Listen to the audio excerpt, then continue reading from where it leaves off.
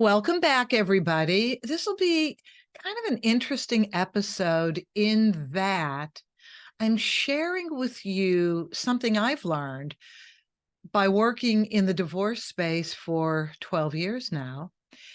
Lots and lots of people have walked through this office. And of course, I've talked to people who got divorced prior to me even getting in the business, wanting to share their insights, their experiences, and their viewpoints of divorce. This is a topic that I think is ultimately important, and it's not discussed enough. The topic is, if you want people to care about you, you have to care about yourself first and the way you participate and deal with everybody in the divorce experience, starting with your spouse. Absolutely, starting with your spouse. So when we get divorced, we're unhinged. It's the worst experience ever. Even if you know it has to happen, it's going to produce valuable results in the long run for you, your spouse, your kids. It's still an unnerving experience. You're traversing waters you've never been in before. There's a ton of decisions to make, and you have these two worlds operating at the same time. You have the emotional world, you're reorganizing your life, you're processing the divorce, the marriage, and there can easily be a lot of fear wrapped up into the unknown. What is life going to be like after the divorce is final? So you have to go through what I call that whole emotional divorce experience, and then you've got the legal divorce. And you have all of those decisions that are wrapped up in, what are you going to live on financially? Where are you going to live? How's the co-parenting schedule going to work? Are the kids going to be messed up, or are they going to come out okay from this devastating experience? And even though the kids may recognize, by the way, that divorce is the right option, they still have to go through their own divorce experience. So there's a lot going on, right? If you want people to care about you, you have to care about yourself first. Ultimately important. So what does this look like? Well, when you're going through the emotional divorce, meaning reorganizing yourself emotionally, dealing with the fear and the grief that go along with processing the marriage and going into the divorce, you have to do a number of things. First of all, use the divorce to better yourself. Use the divorce to change the vibe and the energy in the relationship you have with your spouse, especially if you have children and you're going to be co-parenting. If you don't have kids, kind of a different story. You get to go your own way, but it doesn't matter. The relationship lingers. But it's how you treat your spouse during the divorce while you're making decisions that really means a lot. Okay, so the way you treat yourself first matters. If you are the spouse that tries to control your spouse, which is, I'm taking this a different direction than I normally do. I normally go for the spouse that feels they didn't have a voice. I want to start with the spouse that dominates. And even though people dominate without understanding they dominate, I want you to be honest enough with yourself to analyze yourself and say, maybe I did try and take control. Is that such a bad thing? Yeah, well, yeah, it is, because marriage is supposed to be a two-way street. And when you come to the point of divorce, it's going to be a two-way street. One person is not going to be able to dominate the other if you hire attorneys. Your attorneys will make sure of that, unless you hire a shyster attorney. Hopefully you won't do that. But if you're the one who dominates, please know it's not going to work out in your benefit once the divorce is final. because there'll be no reason for your spouse to allow you to control them anymore. Use this as an opportunity to figure out why you have control issues. How can you direct those control issues in a positive way? And how can you pull back on those control issues when it doesn't benefit you? If you know that you have a narcissistic personality and would like to change a little bit, which means you're not an extreme narcissist, this would be a great opportunity to learn how to problem solve and make decisions with your spouse in a more balanced way. My gosh, if you could do that, do you know the positive effects on you, your children, your co-parenting relationship, and everyone else, every other relationship in your life? You could seriously benefit by pulling back on control. And so, listen, I don't think I'm a narcissist. I don't know if anybody else would disagree. I don't think I'm a narcissist, but I absolutely know I have some control issues. I do. I've had to analyze myself a little bit so that I could ease up on the way I treat people in my personal life. Also, just to trust that the universe is bringing you what you need. That's such an important part of dealing with control. The trust you have to have that life, the universe, the world will bring you what you need if you just allow it, if you get out of your own way. You can't imagine how beneficial that would be. First of all, it'll take a lot of stress out of your life. Even if you're a narcissist, there is stress in your life, because to exercise that need to control, you're really hurting yourself physically, mentally, emotionally. Physically, definitely. It's really interesting to be able to give up control a little bit at a time and just learn where you should keep control. Keep control over your health, keep control over your schedule. That's good, but you can't control other people. And if you can learn how to work with other people, starting with your soon-to-be ex-spouse, and just allow a little bit more of a balanced relationship, not try and force your own opinions on your spouse and anybody else you're in relationship with, oh my gosh, you will enjoy a calmer, easier life, and you're still going to be successful. You're still going to get to live the way you would like to live.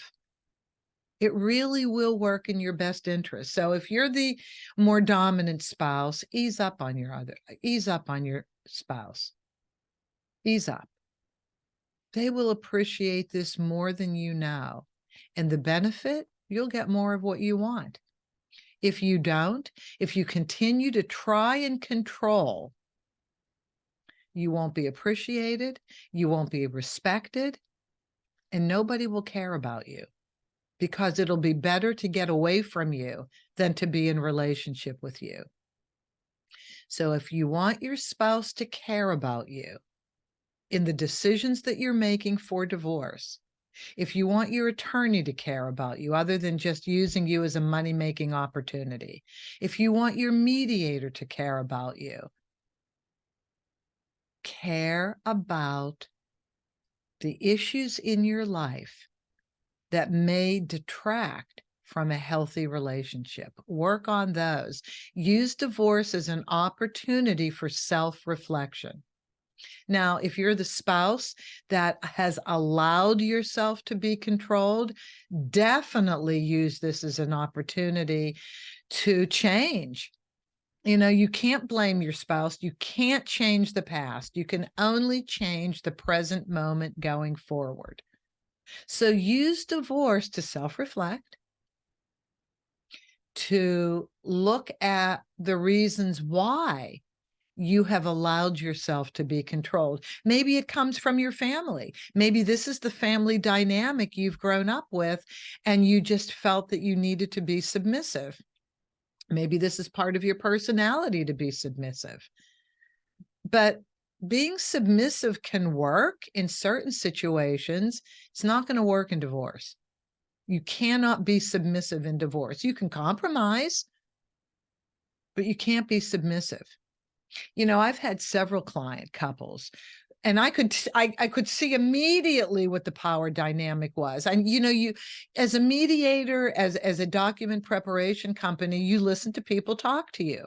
In the opening phone calls, I listen to people talk. They'll talk about themselves. They'll talk about their relationship. They'll talk about what they're concerned about. When we get to the mediation and decision-making part of the divorce process, and then I'll watch in mediation how this works. And I can't force people to make different decisions, but I can ask, as everybody will ask, why are you allowing yourself to be controlled? Why is this beneficial to you? Is it beneficial? Well, the answer will be, I just want it to go away. It's the easiest way to move forward. Really? Is it? What's it like when you allow yourself to be controlled, when you allow yourself to be submissive, when you allow yourself to cave in the decision-making process? What is that like internally for you? Do you feel good about yourself? Do you feel fulfilled? And does this spill over into other relationships? More than likely it does. And so I say, use divorce as an opportunity to make the changes that will make you a healthy, balanced person. Even though divorce is a drag, well, it's not a drag if it's the best thing for you, but it's a drag getting through it. Going through all the steps is like, oh my God, when is this ever going to end? Use it to benefit you. Divorce is a new beginning. I say this in every one of my introductory emails. Divorce is a new beginning. Divorce is an opportunity to change. Divorce is an opportunity to create self-awareness. And we all need to do that on a periodic level. Lots of losses happen in our lives. The loss of family members and friends, devastating. The loss of pets, definitely devastating. The loss of a job. And then you have these traumatic losses, the loss of a limb, for heaven's sakes. And as tragic as all of these losses are, divorce is the loss of a marriage. And even if divorce is the right thing, it's the questioning of yourself. How did I get myself into this? You can use divorce as a pivotal turnaround moment. Everybody does. Everybody does who is interested in change. And we all need to change. So let's just use this as an opportunity to change. Okay, if you want people to care about you, you have to care about yourself first. So in the self-reflecting portion of caring about yourself, what do you need to do to change? Well, let's just say you need to have a voice in the decision-making. In order to do that, you might need therapy. You might need to say, listen, I know I want to participate in the divorce. I want this to move forward in the best way possible, but I just need a little help right now. I need to get with a therapist or a divorce coach, someone who can either help us unravel the past or help us figure out how to move forward. A divorce coach helps you move forward. A therapist helps you figure out the past, if that's the type of therapist you're going to hire. But just to say to your spouse, your attorney, your mediator, your document preparation company, just to be able to say, look, I definitely want to participate in the best way I can. I want to be healthy. I want to be focused. I want to use this divorce to move my life forward. I mean, honestly, people don't say this. I'm explaining to you what would motivate me, what would help me as a document preparation company, as a mediator.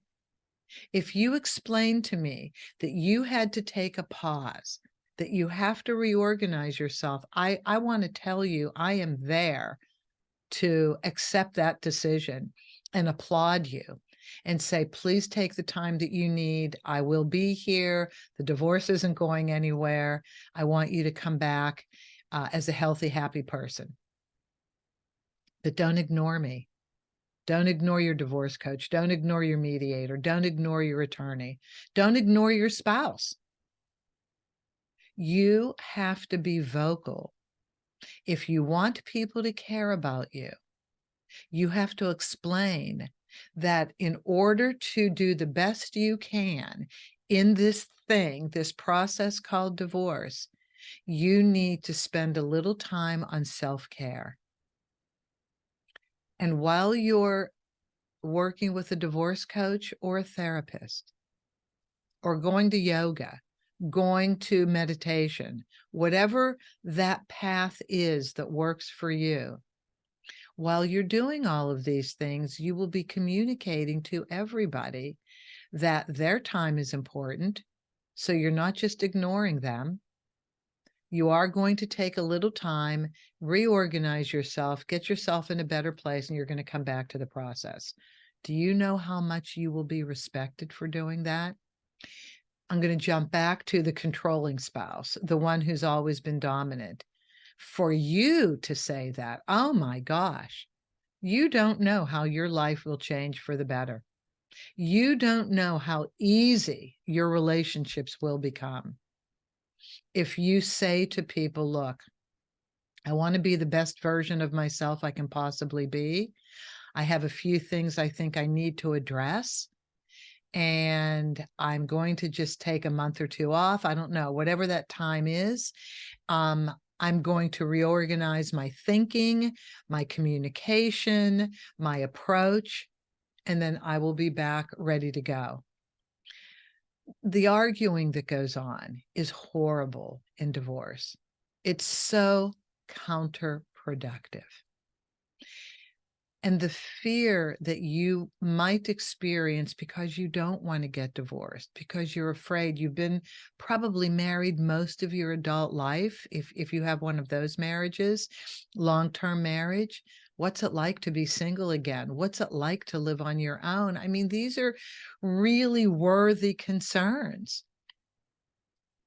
And so, but if you start vocalizing them, if you start explaining to everybody that I have fear, I have concern, I want to look at myself, do a little self-analysis, a little self-awareness to see why I'm at this point in my life, that will show the greatest amount of emotional intelligence possible.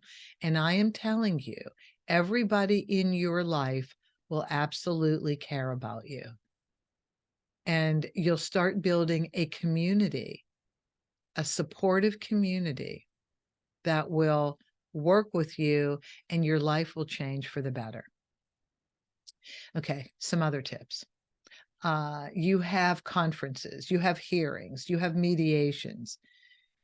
Show up educated, show up with a good night's sleep, show up dressed well. Do you know what dressing well does? Listen, I don't mean to be judgmental, because I know everybody has to have their own way of expressing themselves in their fashion. But I am telling you, when you show up at least dressy casual, without holes in your jeans, well, unless that's the fashion, but then you have to have the jewelry, the jacket, the shoes to go around. You know, there is a fashionable way, not just this is the most beat up thing I had, and I'm going to wear it for this meeting. Don't do that. That shows you really don't care about yourself enough. When people show up looking decent, looking good, hair groomed, nails groomed, nice outfit on. People can't treat you badly. It's an unconscious positive response that when people show up a little early, definitely on time, looking presentable and organized, you'll get all the respect in the room.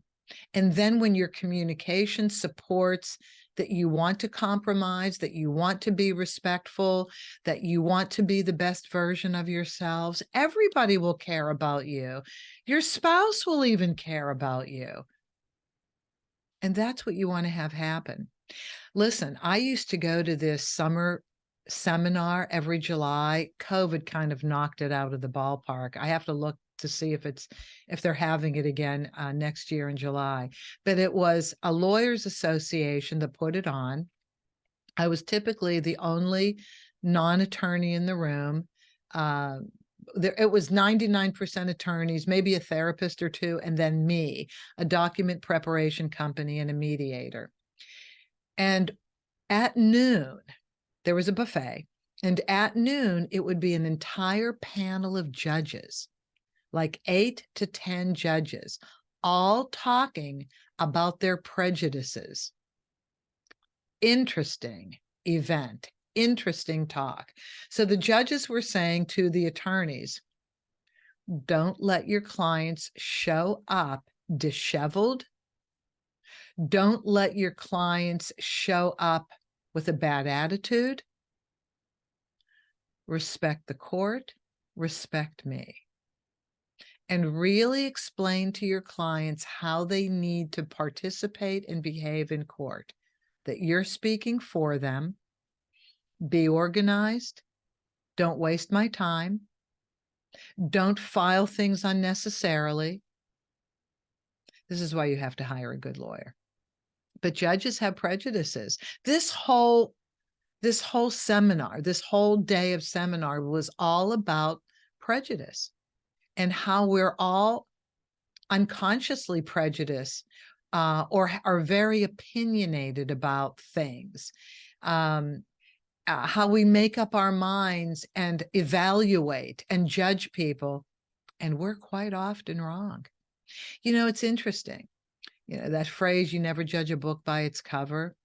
Well, I just told you how to put your cover together, and your cover includes the way you look, the expression on your face, and the way you talk. That's your cover.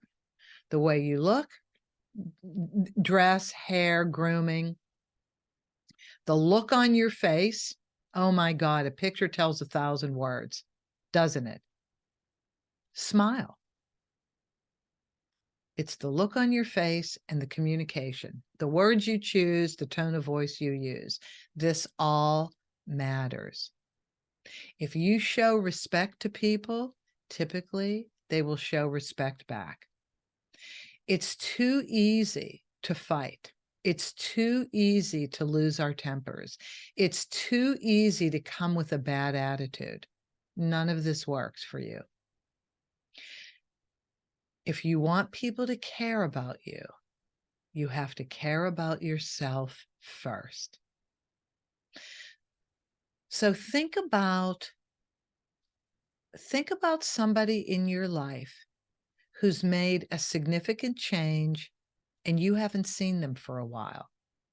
And all of a sudden you get together and you're blown away by how they've morphed into this other person who you really like even more, who's showing forward movement in their lives. Who doesn't want to help people like that? Who doesn't want to be around people like that? It's kind of amazing. If you really evaluate yourself and look at where you need to improve and then start making those strides for improvement, things will start happening in your life that will benefit you, that you'll be really surprised about. So the energy that we create, people have talked about this. Deepak Chopra has talked about it. Oprah has talked about it. Tony Robbins talks about it.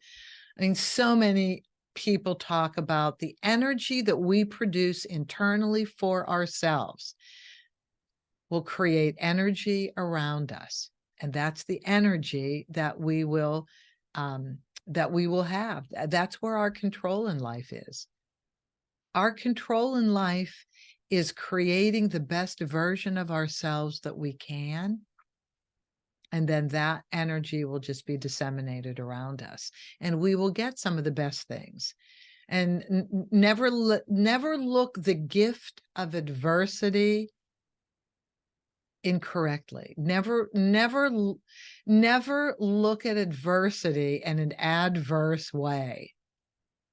Look at adversity in how adversity can benefit you.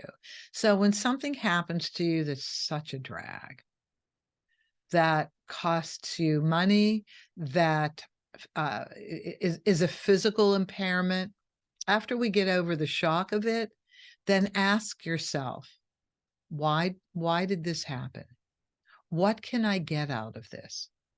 How can I benefit from this? How can I use this to turn my life around? That's caring about yourself.